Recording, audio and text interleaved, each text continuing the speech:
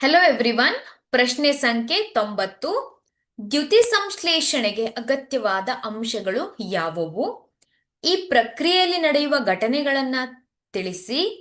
ಈ ಪ್ರಕ್ರಿಯೆಯನ್ನು ಸರಿದೂಗಿಸಿದ ರಾಸಾಯನಿಕ ಸಮೀಕರಣದ ಮೂಲಕ ವ್ಯಕ್ತಪಡಿಸಿ ಅಂತ ಇದೆ. ಒಂದೊಂದಾಗಿ ನಾವು ಸಾಲ್ವ್ ಮಾಡ್ತಾ ಹೋಗೋಣ. ದ್ಯುತಿ ಸಂಶ್ಲೇಷಣೆಗೆ ಅಗತ್ಯವಾದ ಅಂಶಗಳು ಯಾವ್ಯಾವುದು? ದ್ಯುತಿ ಸಂಶ್ಲೇಷಣೆ ಕ್ರಿಯೆಗೆ ನಿಮಗೆ ಗೊತ್ತಿದೆ, ಸೂರ್ಯನ ಬೆಳಕು ಅಲ್ವಾ, ಕಾರ್ಬನ್ ಡೈಆಕ್ಸೈಡ್, ನೀರು, ಖನಿಜಗಳು, ಸೂರ್ಯನ ಬೆಳಕು ಮತ್ತು ಕ್ಲೋರೋಫಿಲ್ ಇವೆಲ್ಲವೂ ಕೂಡ ಅಗತ್ಯವಾಗಿದೆ ಅಲ್ವಾ.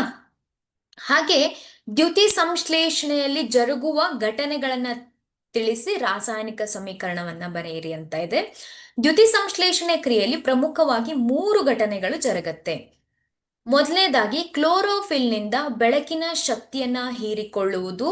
ಬೆಳಕಿನ ಶಕ್ತಿಯು ರಾಸಾಯನಿಕ ಶಕ್ತಿಯಾಗಿ ಪರಿವರ್ತನೆಯಾಗತ್ತೆ.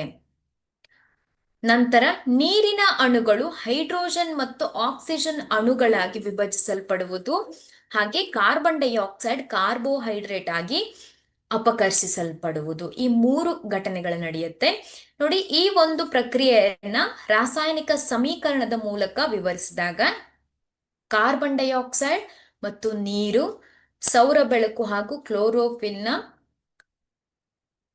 ಕ್ಲೋರೋಫಿಲ್ ಏನ್ ಮಾಡುತ್ತೆ, ಗ್ಲುಕೋಸ್ C6H12O6 ಹಾಗೆ ಆಕ್ಸಿಜನ್ ಮತ್ತು ನೀರನ್ನ ಬಿಡುಗಡೆ ಮಾಡುತ್ತೆ. ಹಾಗೆ ಇದನ್ನ ನೀವು ಬ್ಯಾಲೆನ್ಸ್ ಮಾಡಬೇಕು. 6CO2 12H2O, C6H12O6 6O2 6H2O ಅಲ್ವಾ. ಈ ರೀತಿಯಾಗಿ ರಾಸಾಯನಿಕ ಸಮೀಕರಣವನ್ನ ಬರಿಬೇಕು. Thank you.